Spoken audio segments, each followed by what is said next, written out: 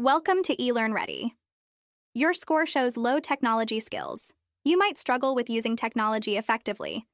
Building your skills is essential for improving your efficiency and confidence in using digital tools for online learning. Here are some tips to help you build your skills from the ground up. Tip 1. Start with basics. Focus on mastering basic computer and word processing skills before moving on to more advanced tools. Tip 2.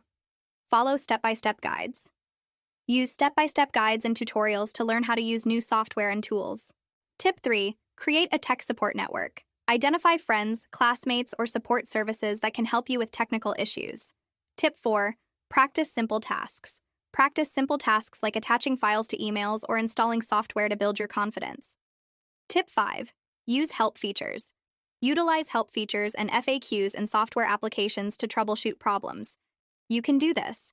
Stay positive and keep moving forward. Visit eLearnReady for more tips.